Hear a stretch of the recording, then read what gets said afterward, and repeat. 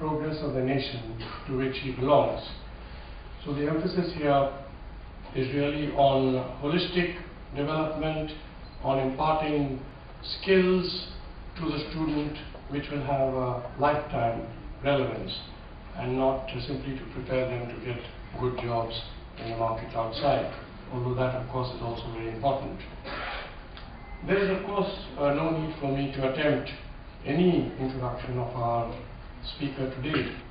India is proud to count Dr. Farooq Abdullah as one of its truly great leaders, a man of very great vision and personal courage, one who has sacrificed a great deal in order to serve over several decades the people of India in general and the Kashmiri people in particular.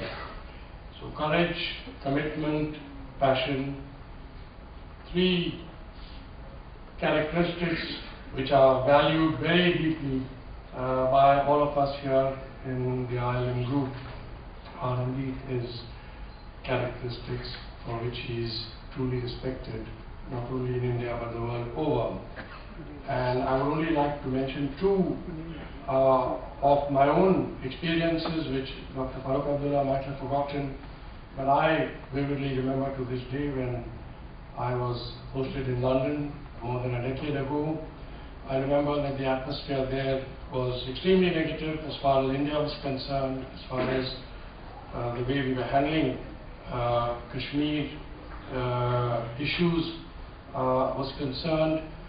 And in those days it was considered to be inappropriate for India to respond to unfair attacks by Amnesty or by the media or by British politicians who were responding to certain constituency pressures and criticizing India in a way which really was spreading a lot of exaggeration and falsehood about India's intentions, leave alone India's actions. And I still recall that Dr. Farooq Abdullah, who had at that time more or less turned his back, I think, on politics in Jammu and Kashmir. He was in the UK. We requested him to lead a delegation which came from India. It included Mr. Gotra, Wajahat, Habibullah, many other very well-known people from different disciplines. And for the first time, perhaps, in our diplomatic efforts to explain the Kashmir issue to the world outside, we went around talking to people openly, frankly, and it was really Dr. Farooq Abdullah who made all the difference, because, as I said, he speaks from his heart and he knew the subject better than anyone else. And it was quite extraordinary, the kind of transformation that was achieved during a week during which the delegation went from one place to another. In fact, when I look back on that period, I think that was a turning point in the appreciation in Britain at every level. At the level of the public, at the level of the media, at the level of political leaders and parties, and the Indian community there, all of whom were quite blissfully ignorant about the problems of terrorism. At that time, it was not even fashionable to talk about terrorism or extremism as posing a threat to secularism and democracy. And for the first time, I think people then began to sit up and take notice. And ever since then, I think we've seen nothing but better and better understanding of India's position and India's very honest and transparent attempts to deal with issues democratically. And I have to also add another small experience. Shortly after that, when Dr. Farooq Abdullah had come back, become Chief Minister in J&K, we from London decided to bring in a parliamentary delegation of people who were extremely skeptical about India, who had been fed year after year on a lot of propaganda. They had been taken to what can be gently called Pakistan administered Kashmir, fed on a whole lot of propaganda, really, that's the only word I can use, and they were considered to be totally hardened converts to the point of view that India was totally wrong on Kashmir. So we decided to take the plunge with Dr. Farooq Abdullah's blessings, brought them to Kashmir, gave them the opportunity to meet everyone, including those who were underground, etc., etc. And when they went back, they actually had a press conference at the airport on arrival, because they were so impatient to tell the whole world about what they had discovered and what was the truth. And they made an appeal from the airport at Heathrow in London to the international media, saying that we have come there, we have talked to Dr. Farooq Abdullah, and the fact of the matter is that Pakistan is sending a whole lot of young people to a senseless and terrible end in Kashmir for no conceivable purpose at all. Of course, I have to add that a day after we met Dr. Farooq Abdullah at his residence, we were still in Delhi before their departure for London, when we saw in the newspapers to our honor that his house had been more or less blown up.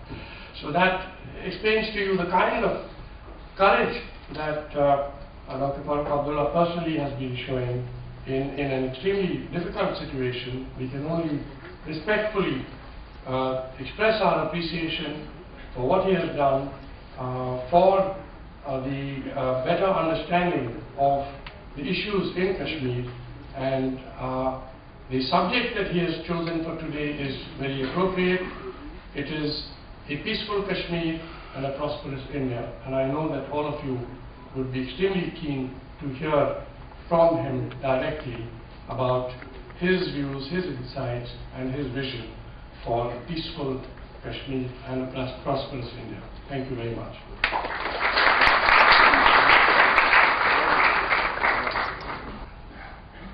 Ambassador Rajan, ladies and gentlemen, I would have loved to speak in Hindi, but probably some of them will not understand.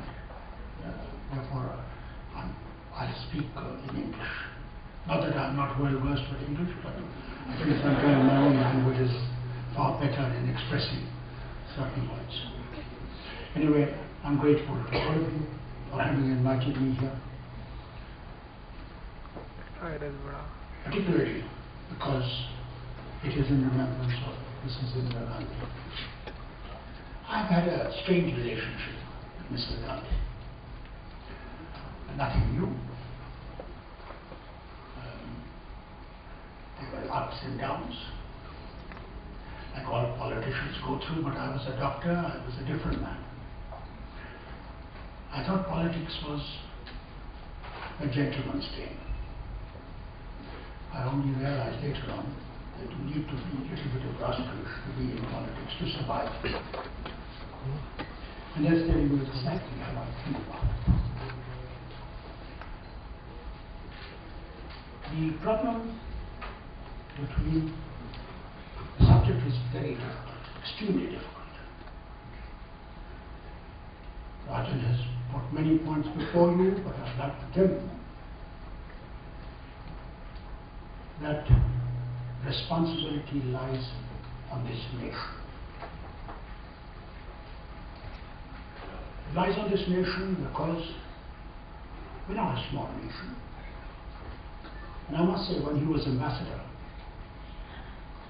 in London, in the High Commission, the Deputy High Commissioner, I think we had the largest number of members of Parliament in the French zone, about 100 of them, if you remember. That is because of the work they did in convincing that India wants peace, not only with its neighbors, but in the world itself. While it's developing technology, it is developing nuclear weapons, they are not for attack. They are basically to show to the other people that don't treat us as some people who cannot defend themselves.